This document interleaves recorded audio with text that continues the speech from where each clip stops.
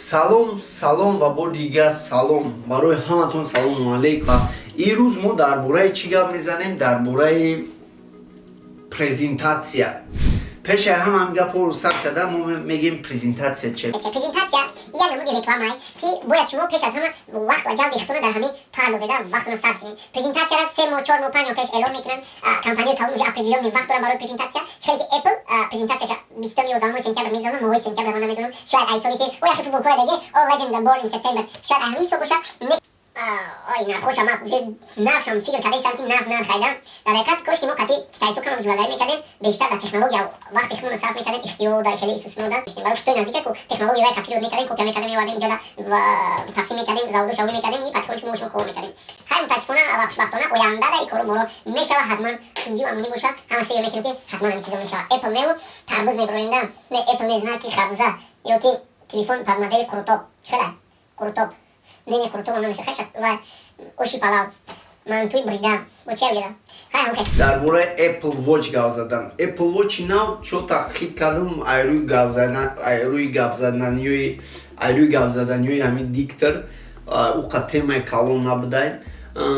Барои чӣ? Барои ки пашти ҳамаш яхелай просто ремишокҳои нав противоводни буданша нишон додааста. Как раз Тим Кук да уҷада рекламаи противоводни будани Apple Watch-оша нишон додааста. Неким мутаассифона, хушбахтона или бадбахтона мара ҳам Apple Watch-ам дар дунё овсухтагия, ҳам телефонум 2 бор 3 бор уже сӯхтааста. Ман намедонам ё ки мада не везёт или намедонам айби чӣ боша. Кстати, ишори мишокҳои навш буромадагия. Шумо метавонед www.mobishop.tg заказ кунед ремишокҳои Apple Watch 5. Кстати, Apple Watch 5 дар корпуси керамический и титанови ихтироъ карда меша. И барои ҳамин шумо ҳатман кӯшиш кунед ки ҳамин чизҳоро аз назар гузаронем. Баъд мегзарем дар бораи телефонҳои айфонҳои нав, iPhone 11. Идов Тим Кук ай римские калимаҳо, римские ҳарфҳо 11, 12, 15 даст кашид и телефоноша монд iPhone 11 и iPhone ҳамун ду камерагае ки рангҳои зард, сирх, кабуд, сирх, кабуд, зелёный, жовтый, ҳамун рангҳое ки будан ҳамунора монд. И номи вая просто XR Neo монд просто iPhone 11. Ба хиёлам барое ки продажаш бисёртар шава фикр мекунам барои ҳамин номондагия. И дигим iPhone Max. iPhone Max и ҳамин XS хидмат мешава и плюс да уҷада 4 ранги нав, так золотой, серий, gold и зелёный цвет. Зелёный цветш бисёр цветаки бисёр назай. Или я таман нагуфтаистам, весь дунё гуфтаиста ки зелёный ба пеш, зелёный самый лучший, зелёный это класс. Хулоса агар бисёри баъд таърифш кардаиста, лекин таърифҳо дода нашави коми ки да ранг махула ин рангҳоша бинед чӣ хеле рангай. Ай ба ҳамин қарангҳои аготша интихоб мекунед. Хоб, се версияша нишон дод. Ёрам рангаш ҳамин хеле функсиональности, характеристикаш бисёри бад, гарени бад, ай процессораш A13 Bionic меган Bionic. И процессор хулосаи гап Snapdragon, Kirin, Exynos. Баъд бо чиай? Баъд ҳами якчанд процессорое ки пишти парда да ба ҷоя, ӯ процессорро вообще 1-0 задагиай да 99%. Тим Кук мега ки мо планҳо ва нақшҳое ки мо доштем, мо ира ҳамаша кадем. Дар презентацияш ҳам хеле гуфт. Агар дурӯға нага, ай маълум мешава ки вай ганда продукцияша продвигат кардагия и дуруни характеристикаша худаш дуромада уҷада шав рӯз фикр кардагия ки чихе нағз кунем, чихе улучшит кунем ки штобе ки мо шумо айфонҳоро истифода барем. Чи зарядмонакаш короче зарядмонакаш дерзкий бад буда. хулосаи гап рейтинг ба мақсад расидан шуд. Так размераш боша XR 6.1 дюймай и камераи передниш боша 12 мегапиксел поёни 16 мегапиксел бо поёниш бо 12 мегапиксел ультра зум дора, 2 та зум дора. Яъне шумо вақте ки видео гирифтаесте шумо метавонед ки зума ақиб кунед и формати видеора да slow motion допустим да сразу гиред да видео бимоне и плюс бо гиред сразу да и формат моне хулоса гап ҳар ранга метавонед ки одновременно вақти съёмка да истифода баред. Плюс бо ночной вид съёмки доштаем. Ночной вид съёмки бисёр чиз заруре барои ки да iPhone кама как старак будан як конкуренчион гузаштаест абад не ки мози вообще X Max ам зуд съёмка мекард шабу идам фикр мекунам удам зудтар съёмка мекунам будурем бине як чанд бор уже съёмкаша кардагиам парфтагиан. Баъд мегзарем короче дар бораи iPhone Pro боша основной телефони хадавой основной телефоне ки мо шумо просто аввалин бор якум бор бояд ира бинем ҳамира пешниҳод кард. Ман бисёр вақт тои вақт iPhone Pro X Max ису гуфтам номи официалиш iPhone Pro ай. Яъне iPhone 11 iPhone Pro баъд iPhone Pro Max.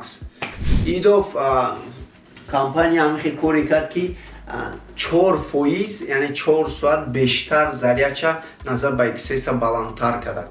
Да 4 соат бештар. Ана дар бораи iPhone Pro Max боша размери диагоналиш 65 мм ганда чётки бад бидай изображениеш 1200 нит там выше бидай хулосаи гап вообще браво да браво ты вообще чёткий брат ты чёткий Pro Max тебе нет слов. баъд хулосаи гап дар бораи нархошон гап бизанем. Нархҳо официалиш дар сайт хулосаи гап 799 899 iPhone 11 ана iPhone 11 Max боша 999 1099 ана iPhone Pro Max боша 1199 1299. вале Apple фикр кине ки миллиард продажа дора миллиард продажа дора ва ӯ продажаш бине чӣ қадар инвеститсия калон дора. барои он ҳамеша ба технология монед технологияро бомӯзе гӯш кунем бифаҳме. ман просто техноблогинга сар накардам. ман просто ира сар кардам ки шитобе ки бештари мардум да ҳамин чиз да наука да техника бештар рӯ биёра барое ки уже мо да асри техника ва технология омадагем. ва чӣ хеле ки президенти муҳтарами морам гап мезана дар бораи техника ва технология. ман ҳамеша дастгири ҳамаи суханҳои муҳтарам пешхои миллат ҳастам ва мегӯям ки ҳамеша дар пишти техника ва технология бошем барое ки чиз бисёр зарура ва мо шумо бояд то чизоро наомӯзем нафаҳмем фикр мекунем ки мо шумо нолем. ва новбаста аз ин кӯшиш мекунем ки дар оянда презентатсияи дигар телефонҳоро рафта хелон иштирок кунем ва ауҷа мо шумо наворои ҷолиб наворои нав съёмка кунем биёрем ва шумо тамошо кунем. хайр мегзарем как раз дар бораи гуфтум як розыгрыши заронидастем розыгрыши павербанк ки 3000 амперай фикр мекунем ки на дар ҳама ҷо и павербанкҳо вуҷуд доранд фақат дар сайти www.mobishop.tg ҳастай. не ки ман идов гуфтам ки ира мо шумо да ширкати ҳамин ширкат шумо да ира падарак битем.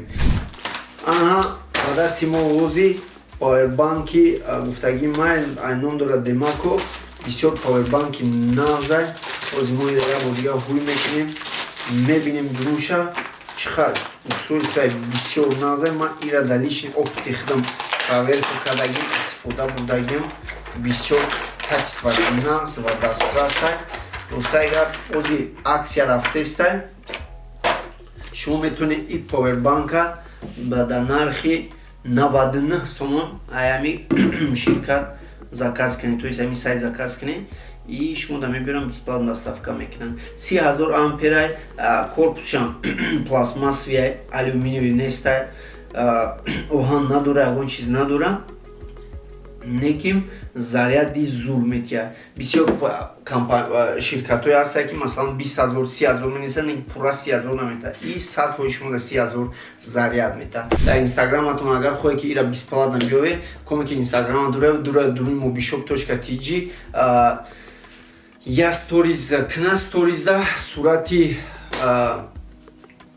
магазини мора скриншот кна и парто ду ҷураи хча заметкада бинависа اما ای چند آدمی که میکنه همین کارا в течение 24 ساعت ما هوای ده ای همون چند تاش یک تاش ده همین چیزا پدرک میتیم برای وای ای پشتی کار شوه این است اسکرین شات کنیم уже با فیلم ویدیوی ما رو уже شما دیده اسکرین شات کنیم پارتوی ده جوراتونا ادمیت کنه ای صاحبی هم خیلی پاور بانک شوه های خلاصه اگه با همین چیز نوین کار گفتم شما در نشان که میاد بر دیگه شما بینه یک جان حلاوت بره و بدونین подписаться کنین delete کنین یا که نکنین میکنین براتون نمیدونم بوار کنین این زحمت کشیدیم برای شما با فیلم حتما این چیزو رو قدردانی میکنین یا لایک میمونه یا دیلیت میکنین فکر میکنیم که بسیار کاری ناز میشه برای همه دا برای کار موفقیت کاروچ کانالی ما bishop.tg да бумоне то есть канали Sherkhan Plus да бумоне и айотона бурем هیچ کردن یک کار کردن بهتر از هیچ کردن است برای همون رحمتی کلون یک دنیا شما در رحمت یک دنیا تشکر همیشه موفقیت شما در good luck